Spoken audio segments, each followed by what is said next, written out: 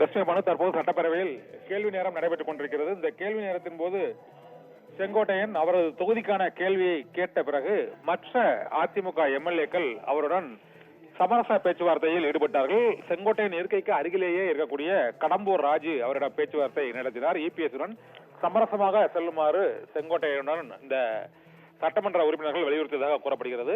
இதையடுத்து அவர் கேள்வி முடிந்தவுடன் அவர் இருக்கையை விட்டு வெளியேறி சென்று இப்போ சட்டப்பேரவை லாபியில் மற்றும் அந்த எதிர்க்கட்சி தலைவர் அறைக்கு அருகில் உள்ள மற்றொரு அறையில் செங்கோட்டையனுடன் இப்போது தங்கமணி மற்றும் வேலுமணி, KP முனுசாமி, அக்ரி கிருஷ்ணமூர்த்தி, முன்னாள் அமைச்சர்களான இந்த கடம்பூர் ராஜு உள்ளிட்டோரும், உடுமலை ராதாகிருஷ்ணன் உள்ளிட்டோரும் இப்போது செங்கோட்டையனுடன் பேச்சுவார்த்தை நடத்தி வருகிறார்கள் என்று தகவல்கள் தெரிவிக்கின்றன. இதனால் அவர் இன்றைய சபாநாயகருக்கு எதிரான அந்த நம்பிக்கையில்லா தீர்மானத்திற்கான அந்த வாக்கெடுப்பில் அதிமுக தரப்பில் அவர் கலந்து கொள்வாரா, புறக்கணிப்பாரா என்ற ஒரு கேள்வி எழுந்திருக்கிறது ஒரு புறம்.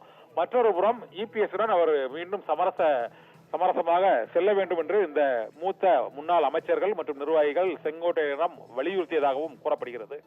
இந்த இரண்டு பிரச்சனைகளிலும் செங்கோட்டையன் என்ன முடிவெடுக்கப் போகிறார் என்பது இந்த நம்பிக்கையில்லா தீர்மானத்தின் மீதான வாக்கெடுப்பு இந்த 0 ஹவர் நடக்கக்கூடிய கேள்வி முடிவடைந்தவுடன் நேரமில்லா நேரத்தில் இன்று நடைபெற இருக்கிறது. அப்போது செங்கோட்டையன் அதிமுக எம்எல்ஏக்களுடன் இந்த வாக்களிப்பில் பங்கேற்பாரா அல்லது புறக்கணிப்பாரா என்ற கேள்வி எழுந்திருக்கிறது.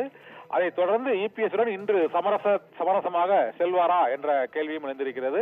இந்த இரண்டும் தற்போது நடைபெறுவதற்கான வாய்ப்பு இருக்கிறது. ஏனென்றால் அதிமுக சேர்ந்த 5க்கும் மேற்பட்ட முன்னாள் அமைச்சர்கள் தங்கமணி, வேலுமணி, KP முனுசாமி உள்ளிட்ட அந்த முன்னாள் அமைச்சர்கள் மற்றும் அவர் அருகில் உள்ள இருக்கையில் அவருக்கு அருகில் அமர்ந்திருக்கக்கூடிய கடம்பூர் ராஜு உள்ளிட்ட உடுமலை ராதாகிருஷ்ணன் உள்ளிட்ட முன்னாள் அமைச்சர்களும் அவருடன் இப்பொழுது பேச்சுவார்த்தை நடத்தி வருகிறார்கள். இதனால் மீண்டும் சமரச பேச்சுவார்த்தை தொடங்கி இருக்கிறது. சமரசத்திற்கு செங்கோட்டையன் சம்மதிப்பாரா அல்லது அவர் கூறிய அந்த கொள்கை உயர்வானது, பாதை தெளிவானது என்ற முடிவிலேயே இருப்பாரா என்பது இன்னும் சில நிமிடங்களில் தெரிய வரும். பானு.